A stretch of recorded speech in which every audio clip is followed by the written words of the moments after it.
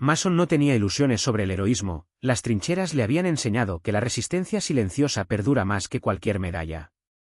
Pero en aquel crepúsculo, bajo el neón intermitente de un cruce de carreteras casi borrado de los mapas, un niño asustado llamado Ouli trazó un sos con parpadeos rápidos sobre el vidrio sucio de un vehículo estacionado. Y en el corazón cansado de Mason, una chispa se encendió, obligándolo a moverse. El sonido del bastón contra el pavimento no era fuerte.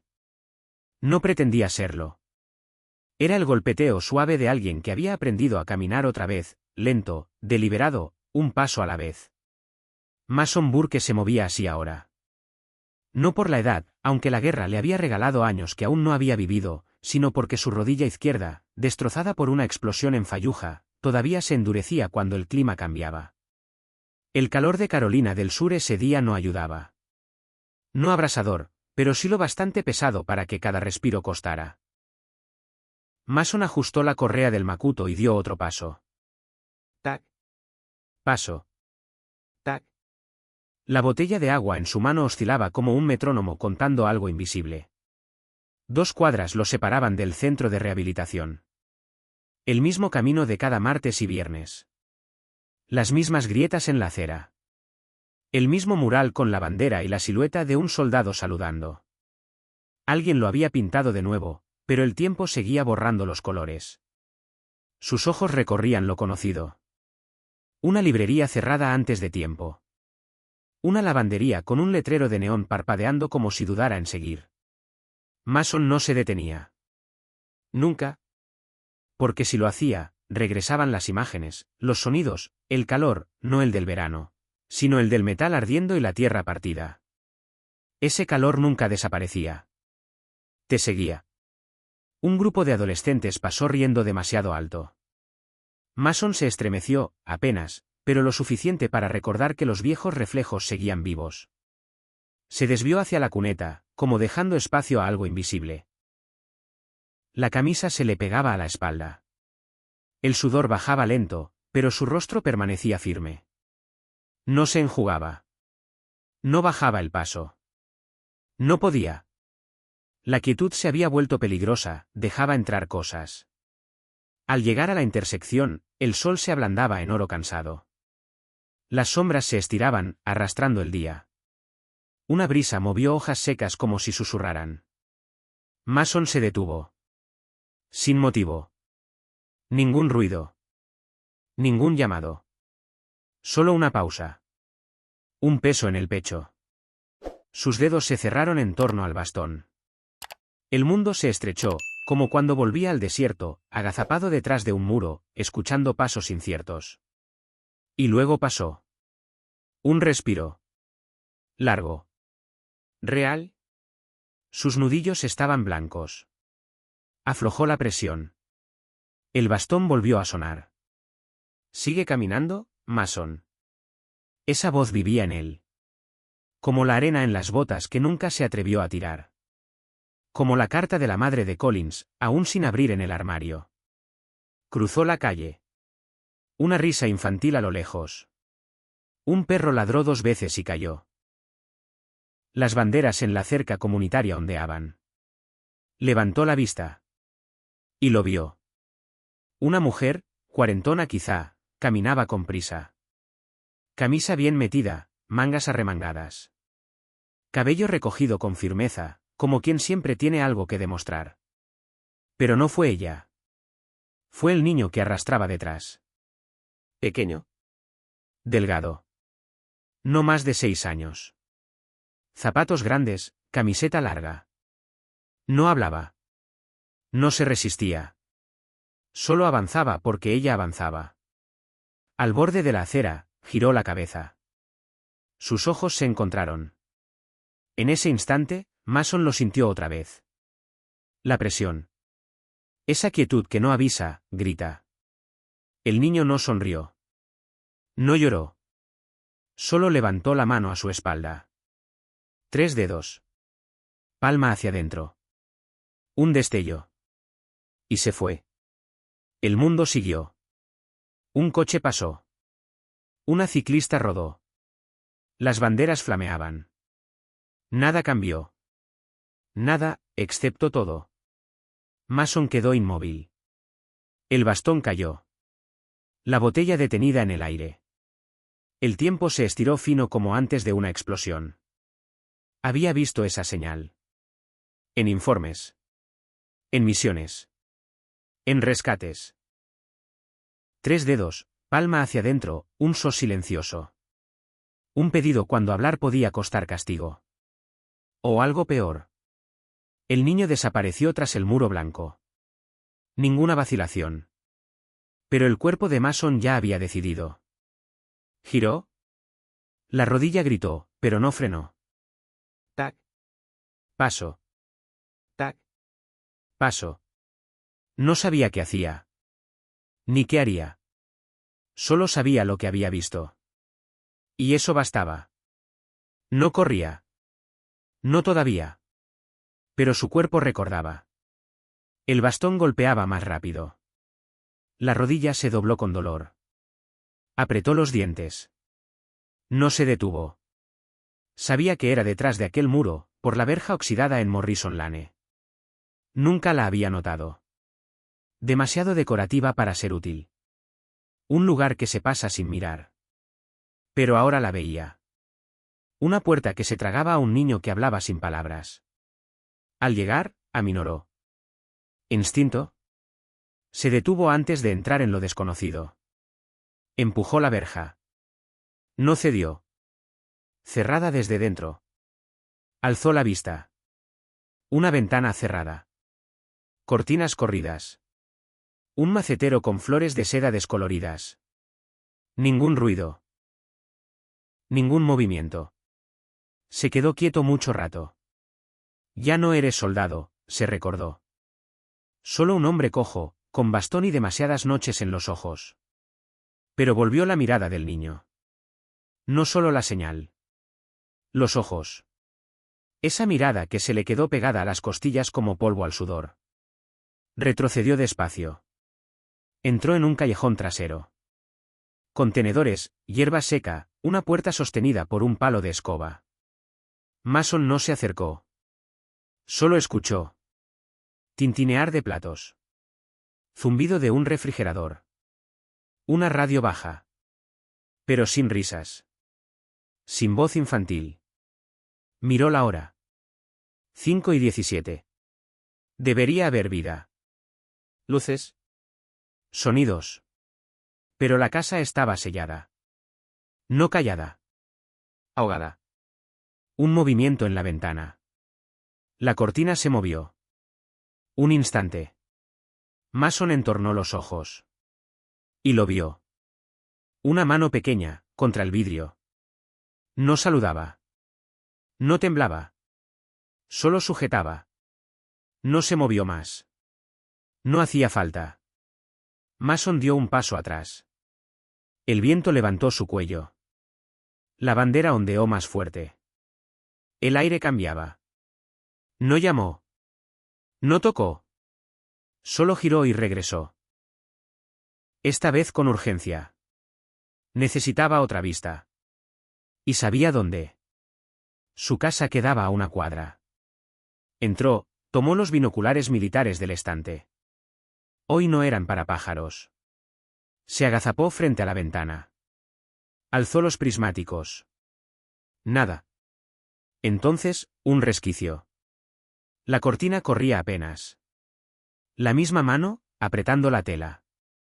No era curiosidad. Era ancla. El corazón de Mason golpeó fuerte. Bajó los prismáticos. Ya no eran corazonadas. Era una señal. Un niño. Y un silencio demasiado perfecto. Se quedó mucho rato. Brazos colgando. Mirando la ventana. Nadie se movía dentro. Pero alguien vigilaba. Alguien demasiado asustado para dejarse ver. Inspiró despacio. El aire olía a asfalto tibio y pino viejo. Regresó a casa. Más medido. Un temporal se gestaba. No fuera, sino dentro. Y no huyó de él. Lo aceptó. La puerta de malla chirrió cuando Mason la empujó. Siempre lo hacía, sin importar cuánto aceite usara.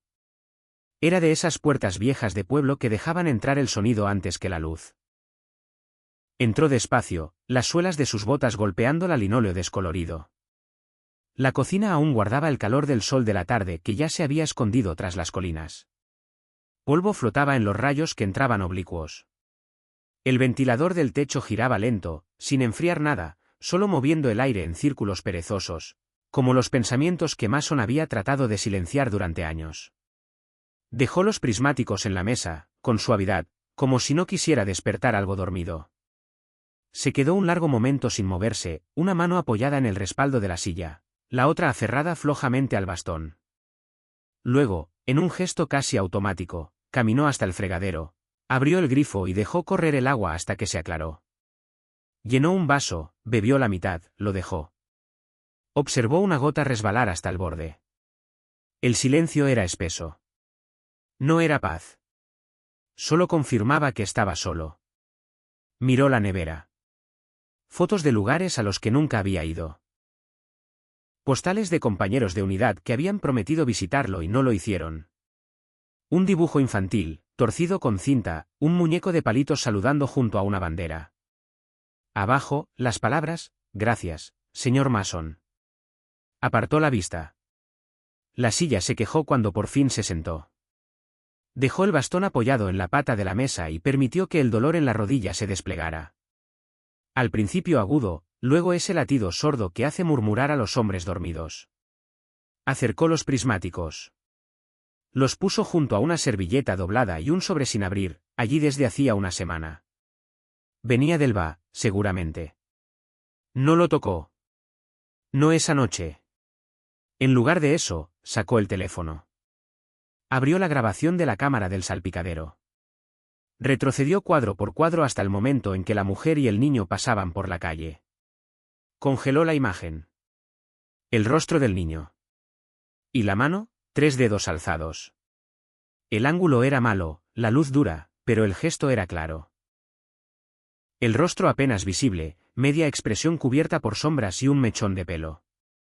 Aún así, Mason miró durante mucho tiempo. Se repitió que podía no significar nada. Que tal vez jugaba. Que la mujer era su tía, su hermana, su tutora. ¿Qué estaba inventando? Pero nada encajaba en su estómago. Porque los ojos decían otra cosa. Incluso borrosos, incluso en sombra, los ojos miraban directo a la cámara. No más allá. No alrededor. Adentro. Como si supiera que alguien lo observaba. Como si esperara que alguien lo hiciera. ¿Y el gesto? No desesperado. No caótico. Controlado. Deliberado. Aprendido. Mason exhaló y se pasó la mano por el cabello, rozando la cicatriz que todavía latía con la memoria de la metralla. Pensó en otros niños, lejos, en pueblos sin nombre. Los que no alcanzó. Los que quedaron escondidos tras cortinas improvisadas, esperando demasiado tiempo a alguien que nunca llegó. Y pensó en ese niño, este niño, que había encontrado una manera de hablar sin voz. Abrió otra aplicación. Un directorio interno para veteranos, usado para localizar viviendas militares y residencias temporales. Tecleó la dirección. La pantalla cargó lento. Por fin, Miriam Dean. 44 años. Educadora privada. 7 meses de residencia. Ningún cohabitante. Ningún niño registrado. Ningún dependiente. Ningún formulario de custodia temporal. Ningún archivo escolar. Ningún registro médico pediátrico. Nada. Mason lo repasó 2 veces. Podía ser un error burocrático. Una omisión. Una situación privada. Claro. Pero su instinto decía otra cosa. Su mano se posó en el sobre del va. Dudó. Lo soltó. Se levantó. Abrió el armario del pasillo. Olía a una jabón militar. Sacó una caja marcada equipo de uso ligero. Dentro, unos prismáticos más pequeños, un mapa, una linterna, y un grabador compacto. Todavía servía. Todavía cargado. Todavía esperando. Lo puso en la mesa. Lo giró en la palma. Liviano. Pero con un peso invisible. No volvió a la casa esa noche. Esperó. Hasta la mañana. El cielo clareaba gris y luego azul lavado. Mason apenas había dormido. El café era amargo, delgado. La camisa, arrugada del día anterior. Se sentó en la misma silla, el mismo ángulo de luz. Encendió el portátil. Entró al portal de veteranos. Buscó de nuevo, Miriam Dean. Todo limpio. Sin antecedentes. 3 estados en 5 años. ¿Legal? Correcto. Demasiado correcto. Residencia en Morrison Lane, unidad 17. Coincidía. Pero en el campo de convivencia, vacío. Ningún menor. Ninguna dependencia. Ninguna solicitud de tutela. Su mandíbula se tensó. Revisó la base escolar. Ningún niño de esa dirección matriculado. Revisó salud. Nada. Ningún pediatra, ningún seguro, ninguna vacuna. Huella fantasma. No coincidía con ningún desaparecido local en 3 años. Ningún rostro igual. Pero Mason sabía, ese niño no estaba en ningún sistema. Ya no. Los peores monstruos no se esconden en la oscuridad. Viven a plena vista, bajo la apariencia de normalidad. Mason se levantó. Sirvió otro café. Movimientos lentos. El mundo afuera despertaba, autobuses, perros, aspersores. Pero en la cocina, el tiempo no avanzaba. Se repetía. Los recuerdos entraban como tinta en agua. Pensó en una niña frente a Mosul. 8 años. Siempre callada. Apretaba la túnica en un puño. Lo miraba, sin correr, sin saludar. Solo suplicando con la mirada. 2 semanas después, encontraron a su hermano, encerrado en un granero, en una casa respetada. Él también había usado una señal. Un pañuelo atado de un modo extraño. Una seña mínima. Casi la pasan por alto. Mason volvió a la pantalla. El vacío digital lo miraba de vuelta. Ese niño no estaba olvidado. Estaba borrado. Abrió de nuevo la imagen del salpicadero.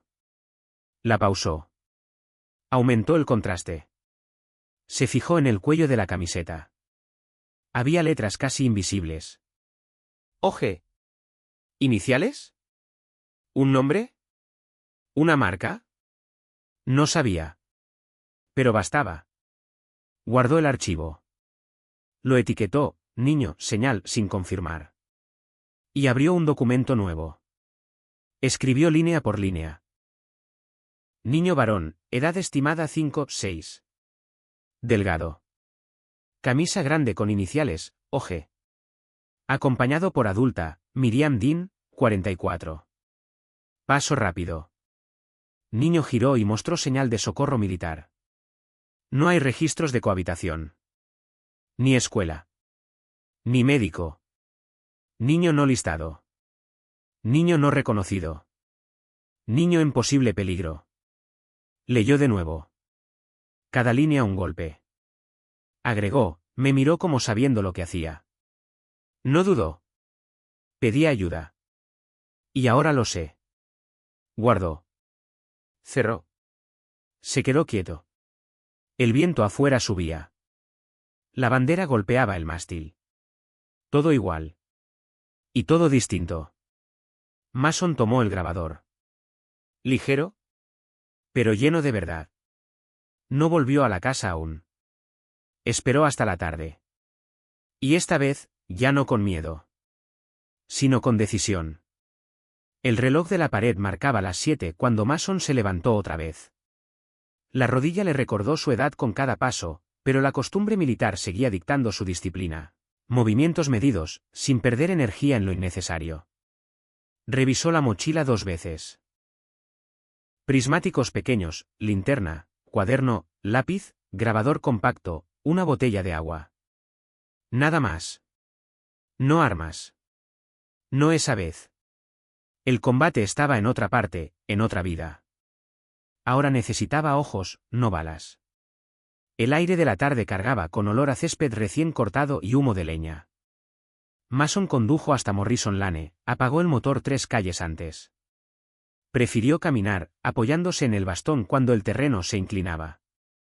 Las casas parecían idénticas, fachadas de madera pintadas de colores apagados, jardines con bicicletas oxidadas, perros que ladraban sin convicción.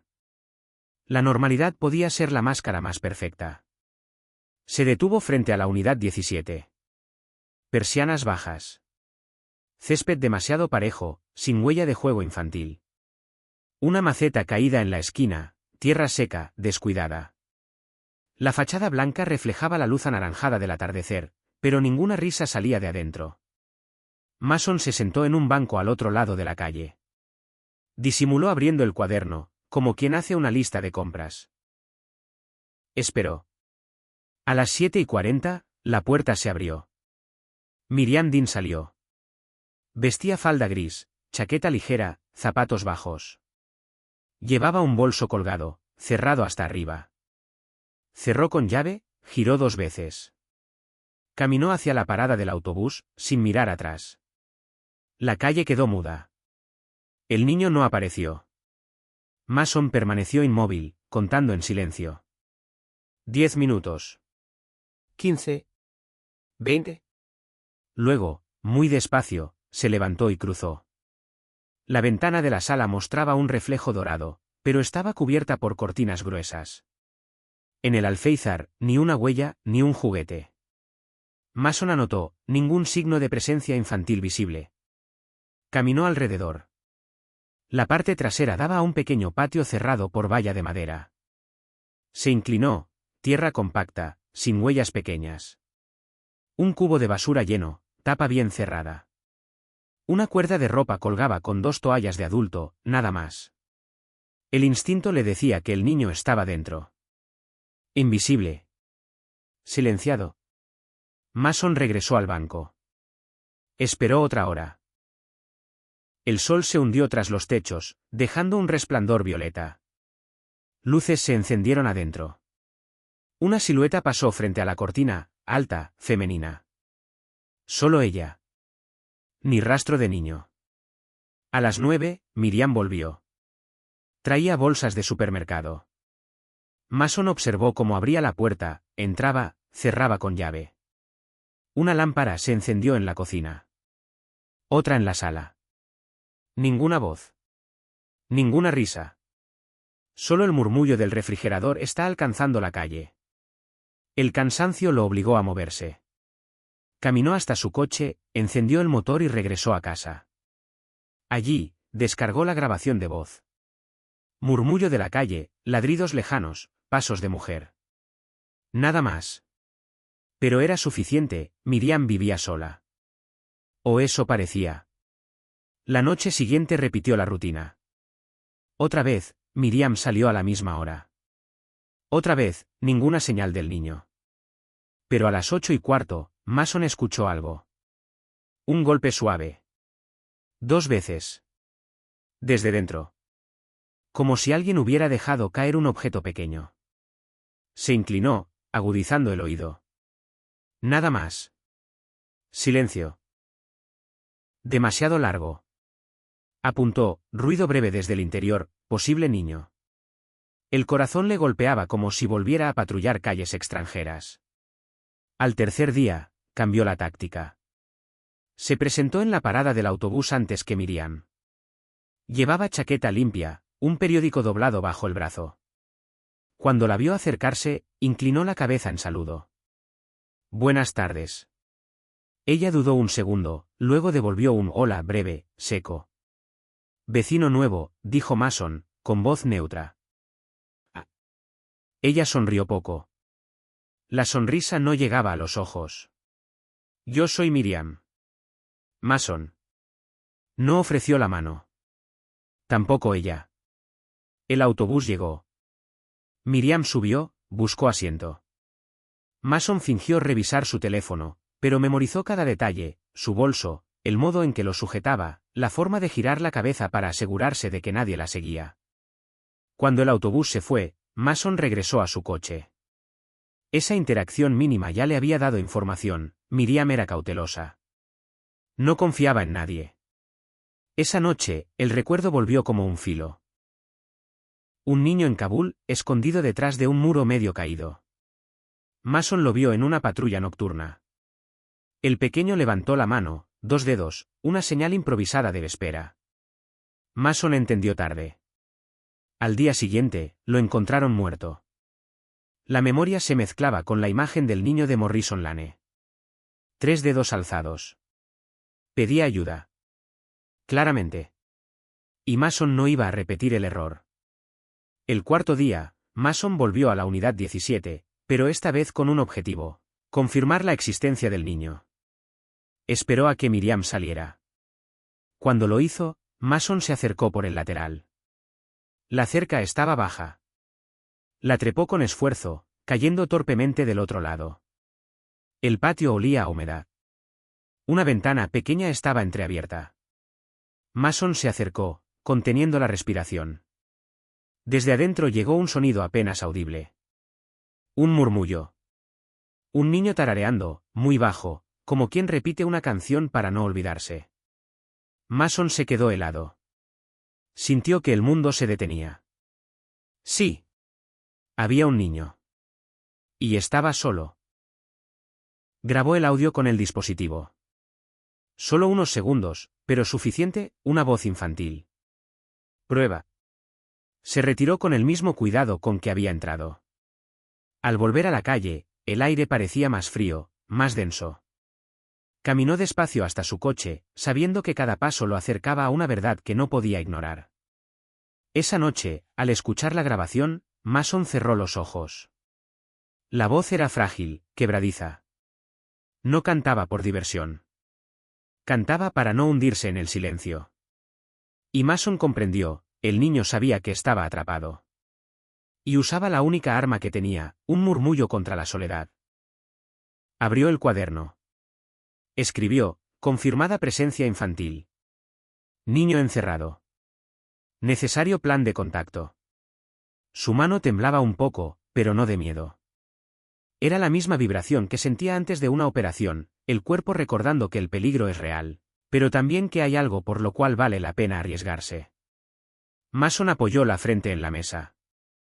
Respiró hondo. El camino era claro. No podía ignorarlo.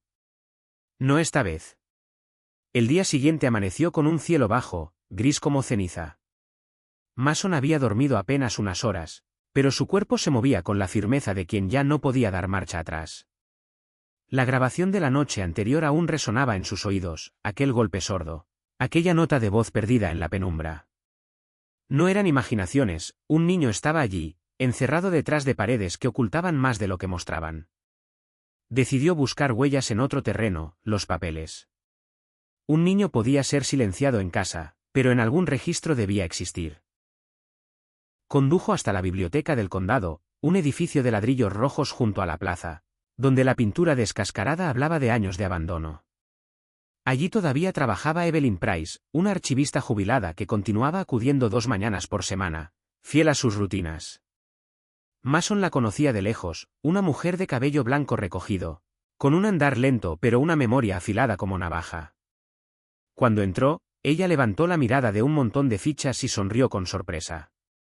No se ven muchos visitantes a esta hora, comentó, ajustándose las gafas. Busco información sobre los residentes de Morrison Lane, respondió Mason con voz baja. Evelyn arqueó las cejas, pero no preguntó nada. Lo condujo hasta un pasillo estrecho lleno de carpetas polvorientas. Mason abrió una tras otra, listados de impuestos, contratos de alquiler, registros de servicios públicos. Allí encontró el nombre que buscaba: Miriam Dean, arrendataria de la casa. Sin embargo, no había ninguna mención de otros familiares. Ningún niño está en las listas escolares, ni en los formularios médicos, ni en los censos municipales. Cerró el archivador con un nudo en el estómago, la invisibilidad también estaba sellada en documentos oficiales. Salió de la biblioteca y cruzó la calle hasta un café pequeño. Se sentó junto a la ventana con un vaso de café negro. Abrió su cuaderno y repasó los apuntes. Señales, 3 dedos levantados en la calle. Sonidos nocturnos, objeto caído, canto suave.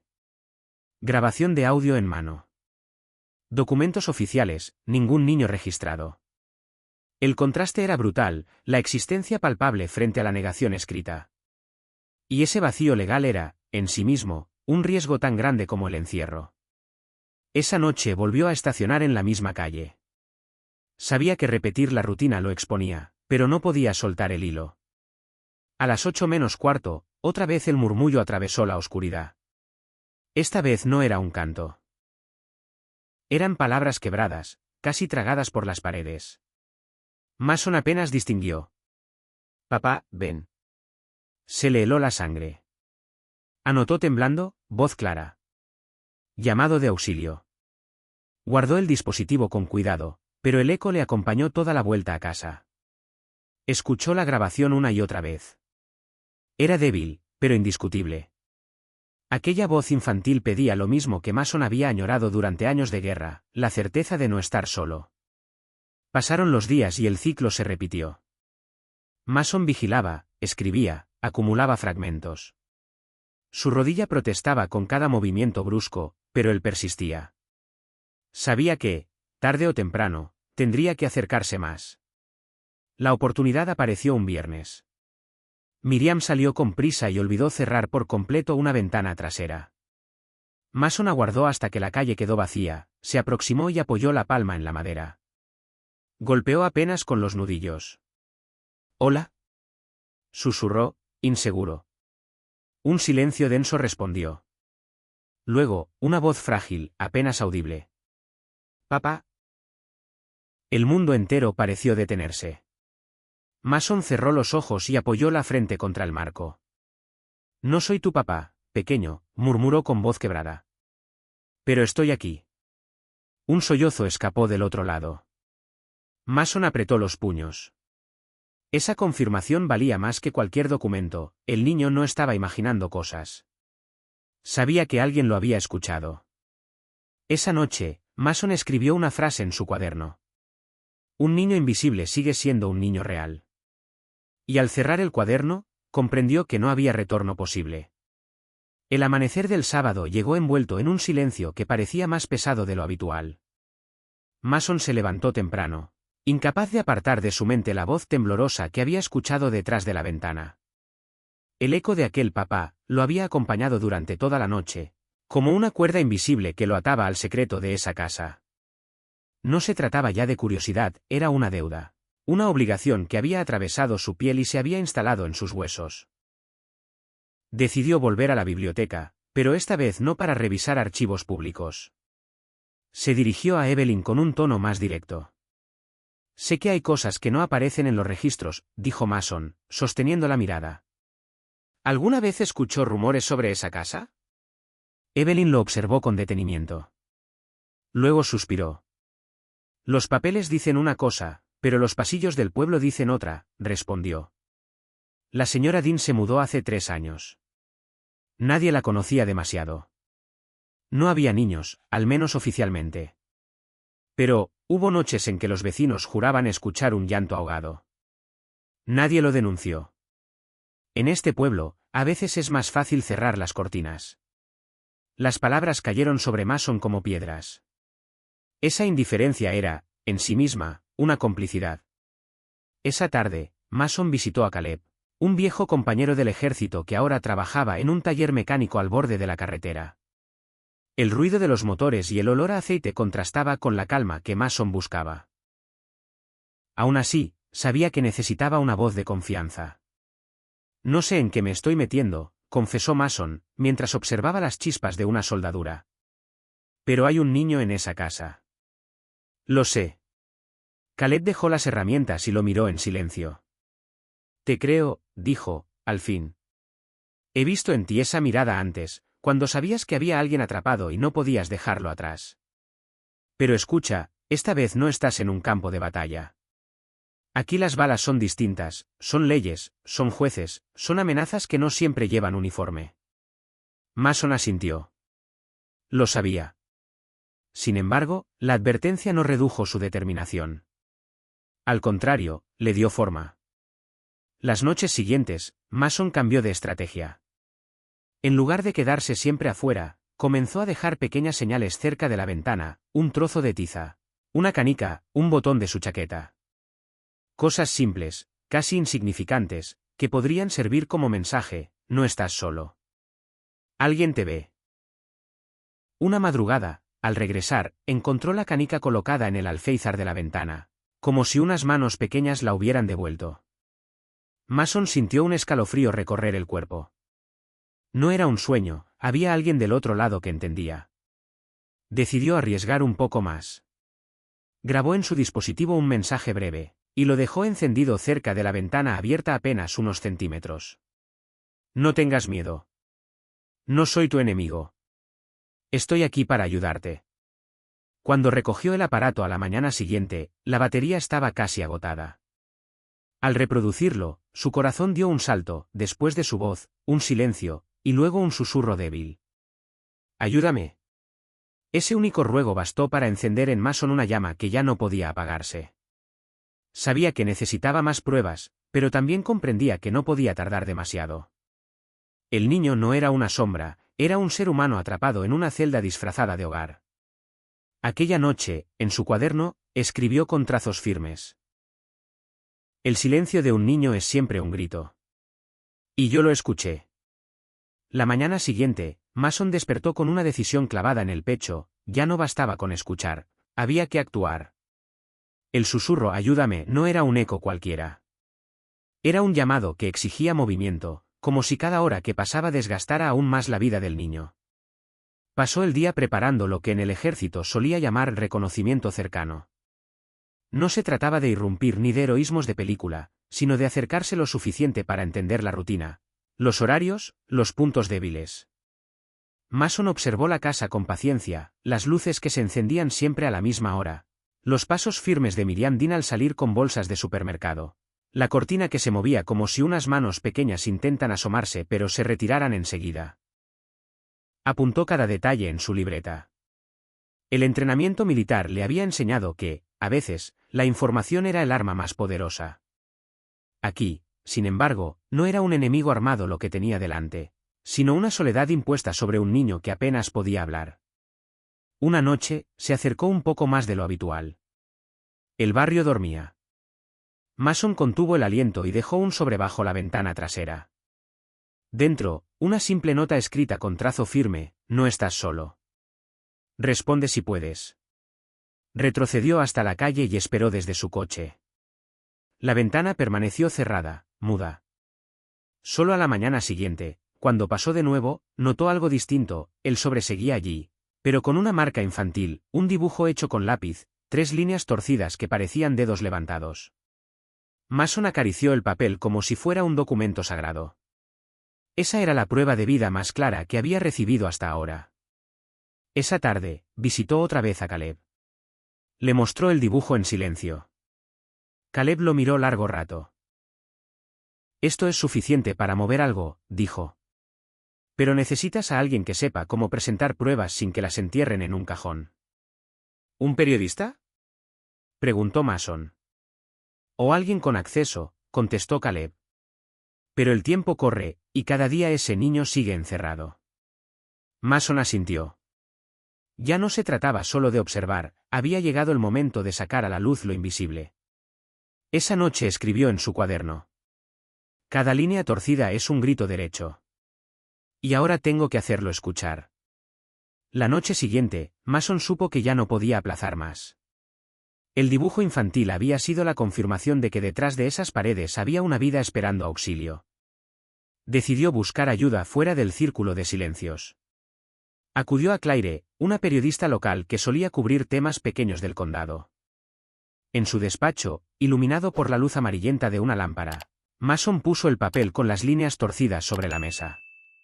«No es mucho», admitió, «pero es suficiente para saber que hay un niño atrapado». Claire lo miró largo rato. Luego asintió. «No necesito más que la certeza de que alguien pide ayuda. Si ese niño existe, debemos sacarlo de la oscuridad». Comenzaron juntos a recopilar pruebas, fotografías discretas desde la calle, testimonios de vecinos que, al principio renuentes, poco a poco admitieron haber escuchado llantos nocturnos. Cada palabra contaba, cada detalle era una grieta en el muro de silencio. Con el material en mano, Claire contactó a un juez del condado. La respuesta fue lenta, como siempre, pero la presencia de Mason cambió el tono. No era solo un veterano con sospechas, era un hombre dispuesto a sostener la verdad con su propio cuerpo. El juez ordenó una visita sorpresa de servicios sociales. El día de la inspección, Mason permaneció en la acera, sin apartar la vista de la casa. Cuando los funcionarios golpearon la puerta, Miriam Dean tardó demasiado en abrir. Su rostro era una máscara de calma fingida. Pero el sonido que llegó después rompió toda fachada. Un sollozo débil, apenas audible, que provenía del interior. Los trabajadores entraron. Pasaron minutos que parecieron horas. Finalmente, salieron con un niño en brazos, pálido, delgado, con la mirada perdida. Mason sintió un nudo en la garganta. No necesitaba palabras, aquel era el susurro que había escuchado en la noche. En las semanas siguientes, el pueblo se sacudió. Algunos negaron haber visto, otros se avergonzaron de su silencio. Claire publicó la historia, el grito que nadie quiso oír. Mason no buscó protagonismo. Solo acompañó al niño en las primeras citas médicas, en los trámites interminables de custodia temporal. Una tarde, al salir del hospital, el niño tomó su mano con fuerza inesperada. No dijo nada. Solo ese gesto.